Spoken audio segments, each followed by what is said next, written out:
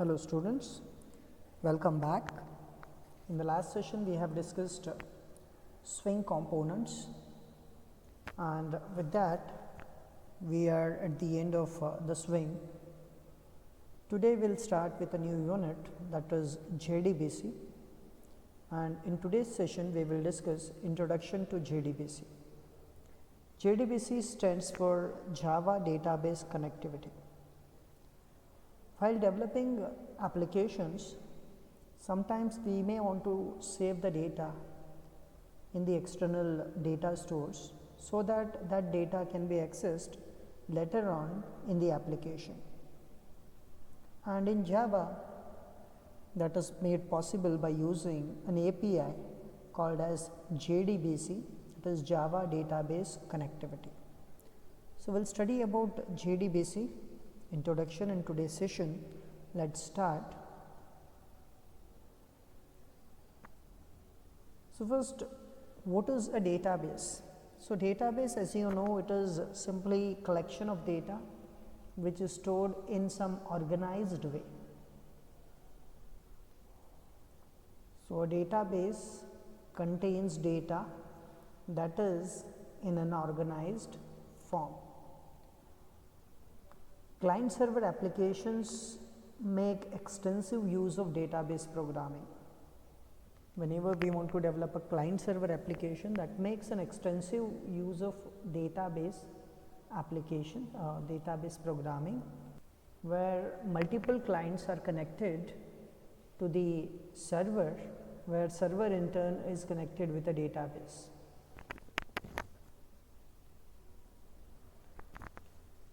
Connecting with a database may involve some activities like opening a connection, communicating with the database, executing SQL statements, and retrieving query results. So when we say communicating or connecting with a backend database, there are certain activities which are involved. First is the application has to open a connection with a database. Next, the application has to communicate with a database. Then the application has to execute SQL statements, and then it will retrieve the query results. There are many standardized APIs, that is programming interfaces, which are available to simplify the work of connecting and retrieving data from a database. Some of the common APIs which are used for this purpose are ODBC and JDBC. So the standardized APIs available that simplify database programming are ODBC and JDBC. ODBC stands for Open Database Connectivity, and JDBC here it is Java Database Connectivity. Now what is ODBC? As I have said, it is Open Database Connectivity. It is an application programming interface, that is an API provided by Microsoft for accessing database. So this is an API which is provided by Microsoft, which will help us access the backend database. And this API provides functions to insert, modify, and delete data and obtain information from the database. So all these functions are provided by the API, and these APIs can be used in the programs to communicate with the backend database.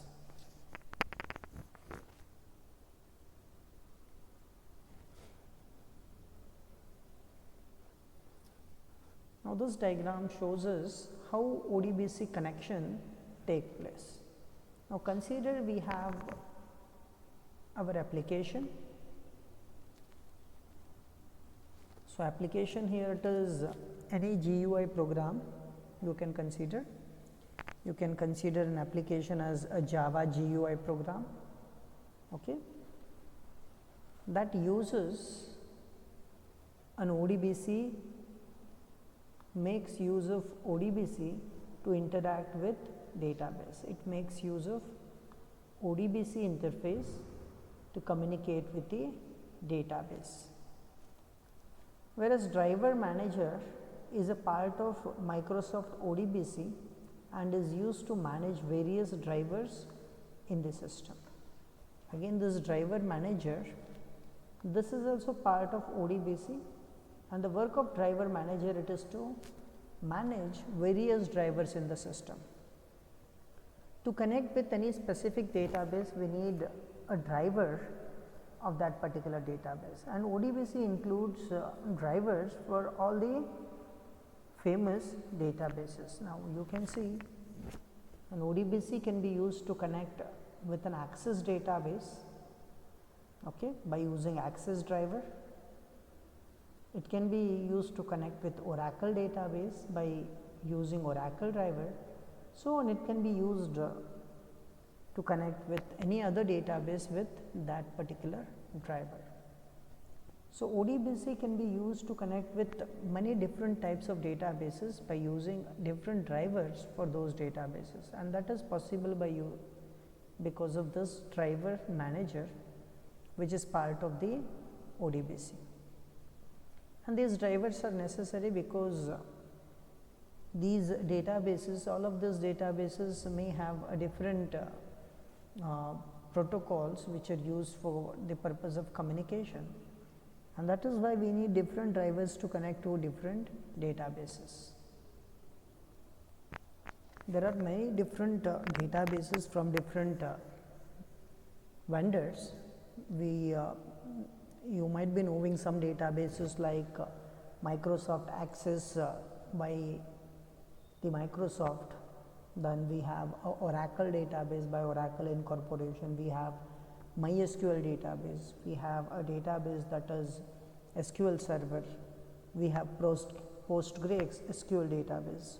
There are so many databases which can be used to store data, and our application can connect to any of those databases. And to connect with any of those databases, we can go for an API, that is ODBC API.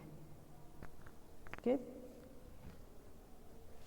Next, it is need for JDBC. Now, the question is, when we have an ODBC API which allows our application to connect with a backend database, why there is need of JDBC API again? When ODBC is sufficient to connect with a backend database, why again go for a JDBC API? So there are certain reasons for it. So the first, the literal translation of ODBC C interface into Java API would not be desirable. The first thing is ODBC, it is developed in C, C++. So translating Java calls into C calls are not desirable.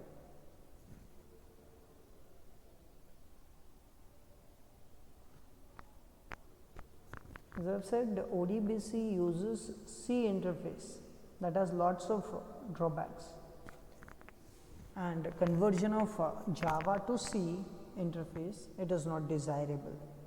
So that is one reason. Second, ODBC mixes simple and advanced features together and has complex options even for simple queries. In ODBC, we have very complex option for simple queries. That is one more drawback of ODBC, because of which there is a need of another API, that is JDBC.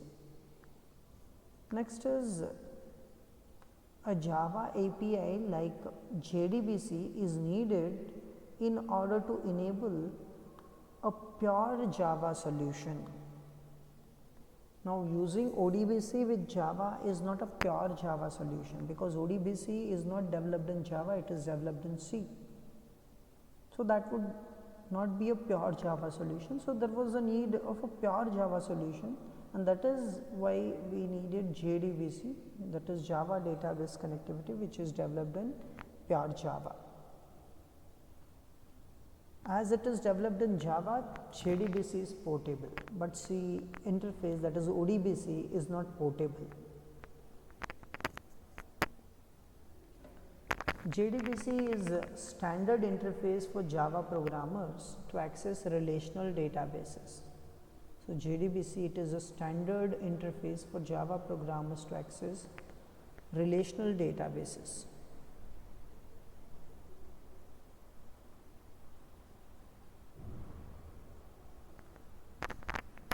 JDBC is a Java Database Connectivity API that is part of Java Enterprise API. So JDBC, it is part of Java Enterprise API. It defines set of API objects and methods to interact with databases.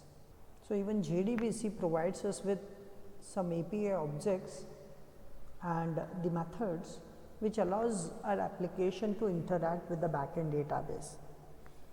JDBC, it is must for all a Java application that access data stored in external data providers like SQL Server, Oracle, Access or MySQL or any other database. So if you are writing a JDBC, if you are writing a Java program which connects to a backend database, then you need this JDBC API for connecting with a backend database. So it is must for all the Java based application which connects to backend database. Okay, that's it in today's session. We will stop here today. We will continue our discussion of JDBC in the next session as well. Thank you.